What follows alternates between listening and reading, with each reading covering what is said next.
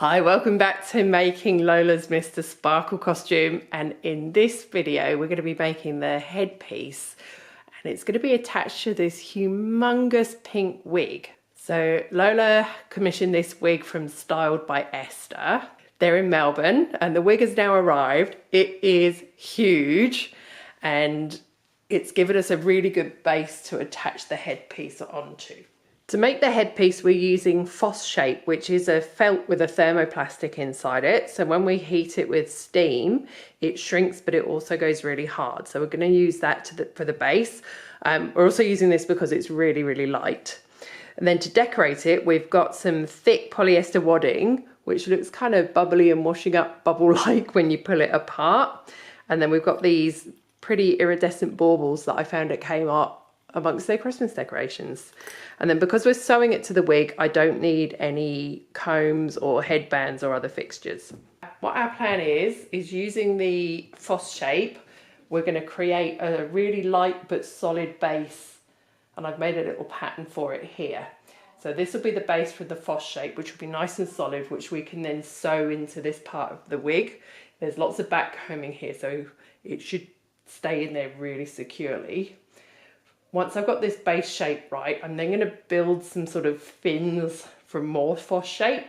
Once we've got the base the right shape and size, I can then start adding the baubles and the wadding and some rhinestones to create our bubbly washing up headpiece. To make the base that will be sewn onto the wig, I'm using 2 layers of fosshape just to make sure it's extra stiff and firm.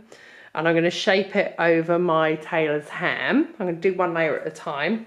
I've cut it quite a bit bigger than the pattern piece because it does shrink quite a bit when you heat it. So I'm going to start by just laying it over here and steaming it and getting it to shrink and curve. And then once I know that's approximately the right size and shape, I'll add the second layer, and this sticks to itself as you steam it. And then I'll use my pattern piece to cut it to the right size.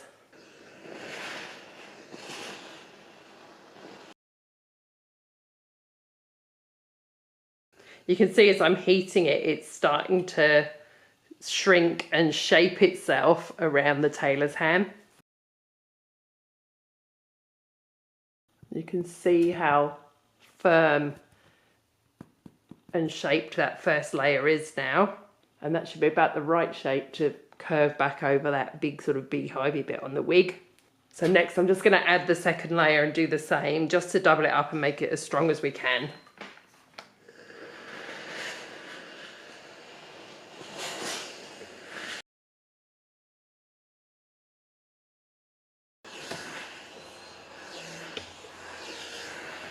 Awesome, so this has given us a really good hard shell now that I can cut to shape, but because it's the felty finish I can sew through it quite easily to attach it to the wig.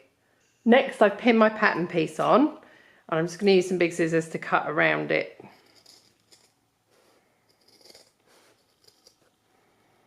It's pretty stiff, but it is quite easy to cut actually.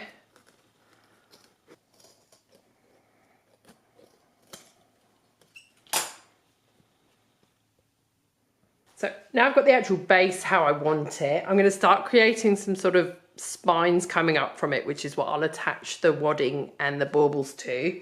So I'm going to start at the back and see if this works.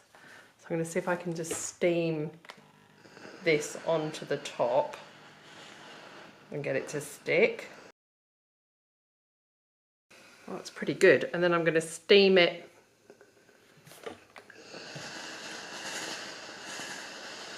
vertical.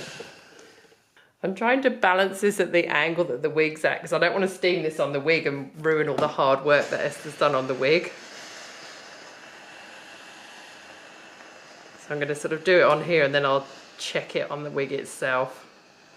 That seems to have worked. I've got an extra piece on the side which I can attach things to. I'm just going to check it on the wig for the angle and then I'll trim it down to size. Cool, so here's how it looks with that first sort of support on it.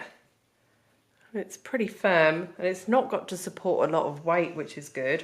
So now I know that works, so I'm going to do maybe 2 or 3 more up here and then they'll help support all the vertical bits we're going to put on. Here's how my base is looking on the wig. It's sitting on there really nicely. I've added these extra supports just between the vertical bits just to keep it nice and make sure nothing's going to fall or flop over time. And I'm actually wondering, because I want to create this sort of bubble pyramid, I'm thinking my middle one might need to be a bit higher. So I'm actually going to add a little bit more height just to this middle spine here. Okay, I've used some offcuts of the fosshape just to add some extra height to the base of the headpiece. And now I'm happy with that shape and that height. I can start adding my wadding to it. So I've just got it balanced on my tailor's ham at approximately the angle it will be on the wig. I'm working on it on here because I'm worried if I work on it on the wig, I'm going to risk dropping some hot glue on the wig and ruining it. So I'm going to work on it on my ham, and then I'm working right next to the wig so I can just test it on the wig occasionally as I go. So to add the baubles and the wadding, I'm just using a hot glue gun. I'm just going to start building up layers of wadding on my base. So I think I'm just going to put some sort of in these parts, and because it's washing up bubbles, it doesn't need to be neat. I'm going to glue it together. I don't want to add too much glue because I don't want to add much weight to it. I want to try and keep it as light as possible.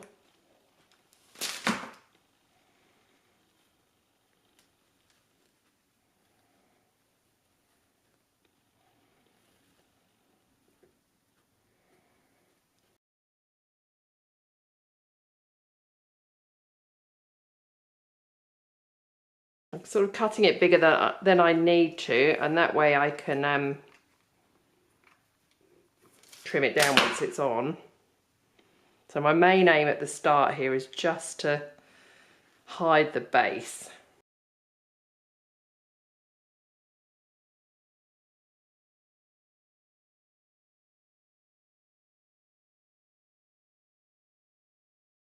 I'm sort of trying to make it symmetrical but not too symmetrical, because I want it to be sort of evenly uneven.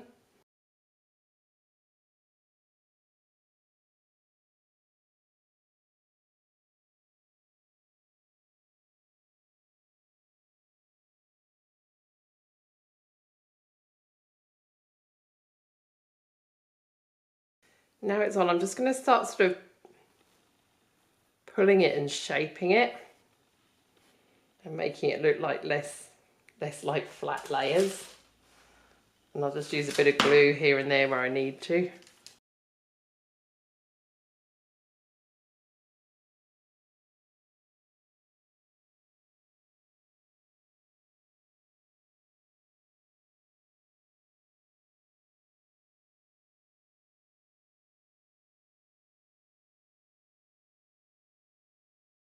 So I'm just going to keep adding layers and pulling it apart. And once I've got the overall shape about right and the base is all covered, I'll show you how I'm going to add extra bits and add the baubles just to make it look a little more bubbly.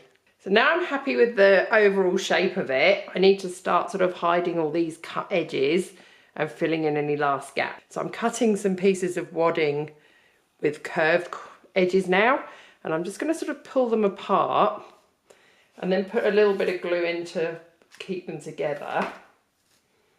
And then I'm going to sort of mess up the surface and the edges a little bit, but while kind of trying to keep it intact.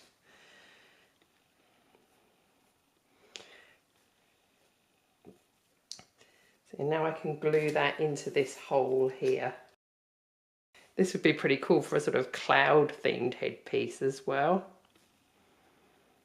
And then I can just sort of start pulling edges and just blending them together a bit more. I can just use little bits, tiny bits of hot glue where I need to hold it together in places. And the idea is to make it look like it's all one and not separate pieces of wadding put on there together. I think that's starting to look pretty good.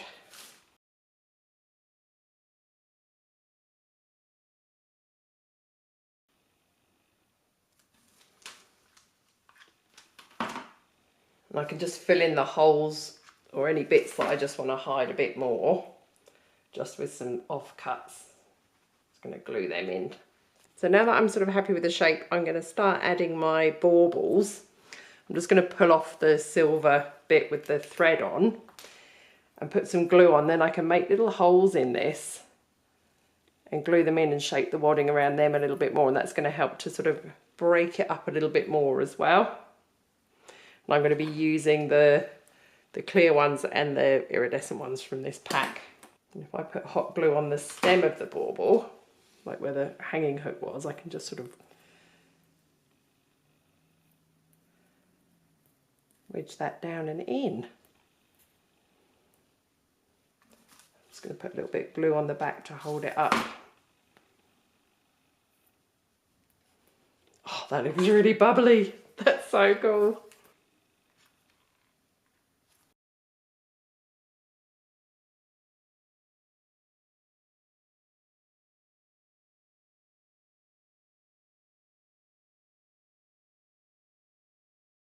So here's how it's looking with the baubles in. I'm just going to keep going around and doing this all over, just fiddling and gluing baubles in until I'm happy with how big and bubbly it looks.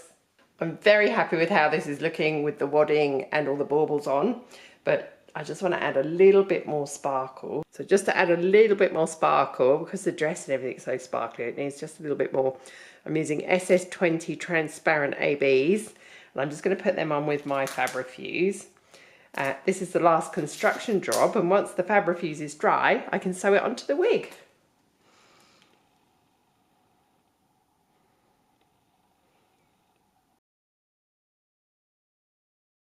Not going to do too many, just enough to give it that extra bit of sparkle from the stage.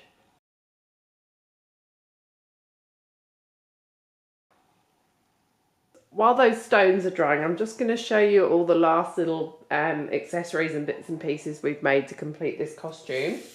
I've made a pair of pink lycra gloves to look like washing up gloves, and they've been stoned with pink stones. Made a yellow G-string, and this is what's going to show at the back in that little peekaboo opening at the back. Most of it's going to be hidden, so I've only just stoned the back part, so this is the part that will be visible in the dress for that little bit of a reveal. I've also made a yellow satin bow which I've rhinestoned, and this is going to be sewn on at the top of the split. We decided it just needed a little bit of something there.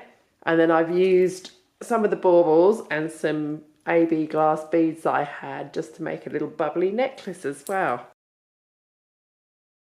To sew the headpiece onto the wig, I'm using a thick top stitching thread, and I'm just going through the base and pulling it tight. I put a few pins at the front just to sort of hold it still, and then I'm just pushing the needle as deep into the wig as I can, being as careful as I can not to catch any hairs and ruin the style. And then I'm pulling it tight now. It's looking like it's staying on quite well. And I'm just going to go find my base and go through that again. And as I pull it tight, it seems to be holding quite firmly.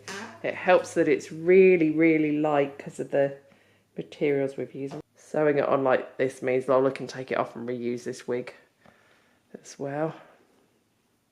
I think what I'll have to do is sew it on as best I can, and then we'll have to try it on when Lola gets here and make sure it's stable enough for her to wear. And she can always put some bobby pins on it on the day as well. Just breaking up any more edges as I go just to soften them a little bit. Looks pretty straight, and it feels pretty secure. I think that's going to be fine. So this is the finished headpiece, and I'm really happy with how it's turned out. It stayed nice and light. It's sewn nicely onto the wig. It looks really bubbly and really sparkly. I think it's the perfect finish to the costume. I love that the shape's a little bit of a nod to Marge Simpson's, a little homage to her hair there, although in shorter format.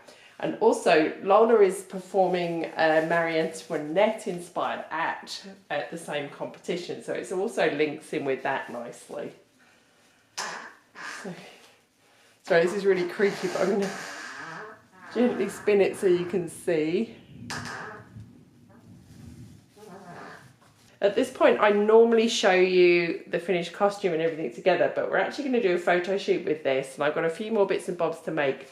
So I'm going to show you the finished thing when we do the photo shoot. And for now, oh, creaky, this is all just going to get packed up so Lola can head off up to Brisbane tomorrow for the competition. So thanks for watching. I'll see you in the next part where I show you everything finished and together. Sorry for the creaking.